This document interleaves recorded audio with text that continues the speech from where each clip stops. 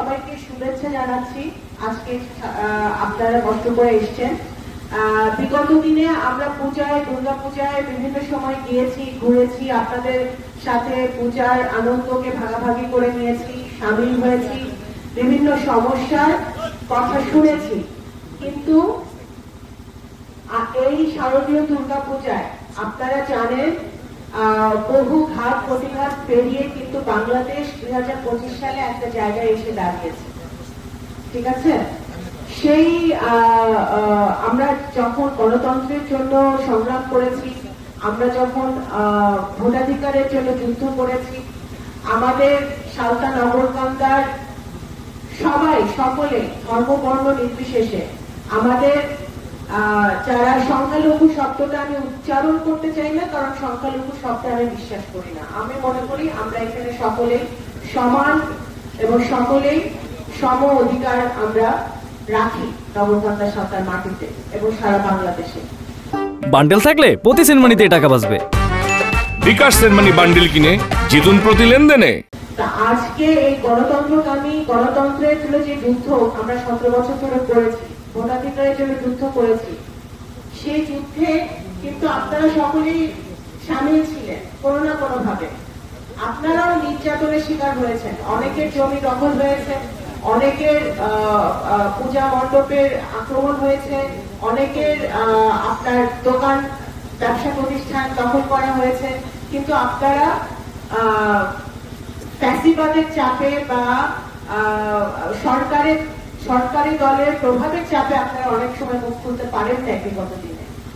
তো আজকে আমি আপনাদের বোন হিসেবে, আমাকে পরিচয় করিয়ে দিয়েছে বিএনপি সাংগঠনিক সম্পাদক, কিন্তু আমি এই হিসেবে আপনাদেরকে আজকে ডাকি নাই। আমি আপনাদের বোন হিসেবে, আপনাদের মা হিসেবে, আপনাদের কন্যা হিসেবে যাই আপনারা ভাবেন না কেন, সেই হিসেবে আপনাদেরকে ডেকেছি যে আপনারা যদি কোনো সমস্যা থাকে আপনারা আমার সাথে শেয়ার করবেন, আমাকে বলবেন, আমরা যাতে এই সমস্যার সমাধান দুর্গা পূজা শুরু হওয়ার আগেই আমরা করতে পারি যদি কোনো সমস্যা থাকে। এবং আমাদের এই পূজা অত্যন্ত গুরুত্বপূর্ণ আমাদের সমাজের সকলের জন্য, শ্রেণী পেশার মানুষের জন্য। সেই দুর্গা পূজায়, শারদীয় দুর্গা পূজায় আমাদের কাছে বিভিন্নভাবে মনে হয়েছে যে গত 1 বছর আগে যে ফ্যাসিবাদ পালিয়ে গেছে, সেই ফ্যাসিবাদ বিভিন্নভাবে ষড়যন্ত্র করার চেষ্টা করতে পারে। দুর্গা পূজাকে কেন্দ্র করে তারা কোনো কিছু অঘটন ঘটানোর চেষ্টা করতে পারে। সেইটার জন্য আমাদের যারা বিএনপি নেতৃবৃন্দরা আছে এবং সাধারণ গ্রামের যারা আমাদের বিএনপির কর্মীরা আছে, তাদেরকে অত্যন্ত সতর্কতা অবলম্বন করতে হবে।